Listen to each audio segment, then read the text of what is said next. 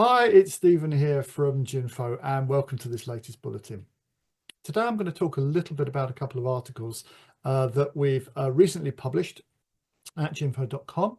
The first really on the impact of AI reasoning on research, and then secondly, thinking about whether we should be pivoting away from research as information managers and doing less research itself and more sort of in the supervision and governance of the AI toolset.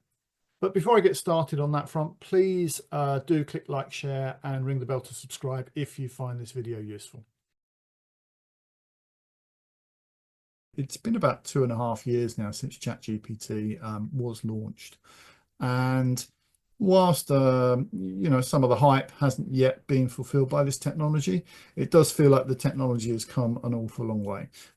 We've seen most recently the launch of DeepSeek, which is a highly cost-effective kind of platform for a large language model.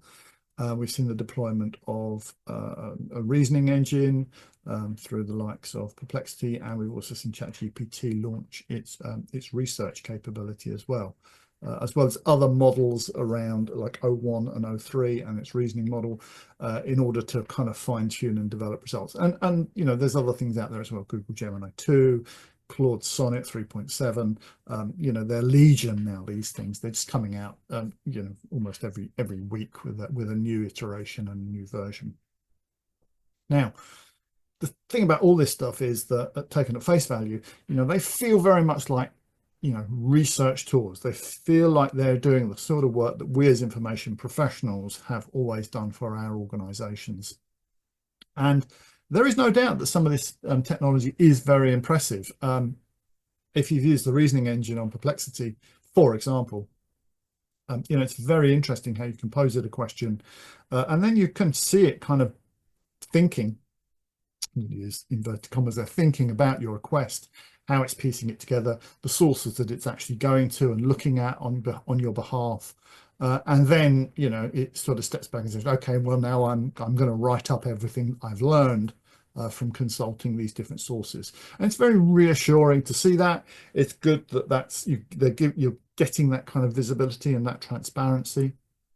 And, actually, frankly, it very much engenders trust in the tool, because you can sit and watch this thing build and you're like, oh, okay, that's kind of interesting. They're looking at, oh, they're using that source, right? Okay, that's interesting. Oh, now it's reconsidering that and thinking about something at another angle. Oh, I wouldn't have thought of doing that as a user, or perhaps even as a researcher. So, it really kind of draws you in, sucks you into thinking that this thing is kind of going through things and developing its kind of thesis around your question. Now, it would be very easy, and I'm sure many of you have faced the question where stakeholders come and say, well, why do we need you anymore? We've got these great tools. We should just be using these. Why do we need these, all these researchers and this capability? And these articles that I've written, one is called should information teams pivot away from research, and also the emergence of AI reasoning and its implications for us are all available at jinfo.com. And I really reflect on some some thinking there, some recommendations for you, and some strategies for coming back to that question. So, well, actually, no, you do need us, and here is why. This is how we represent value. This is how we add value to that request. And in conversations with many of you, I'm hearing that actually, more and more people are using these tools for simple requests, but they're not actually satisfying their requirements. There's not the high levels of domain knowledge necessarily available or accessible to these systems, and not all the sources, the known sources, are available to them either. And so what's happening is the clients are then coming back in with a refined request. They've done a kind of a baseline search on the tool, and they're now coming and saying, well, can you help me find this, to develop their line of inquiry and to develop answers for you.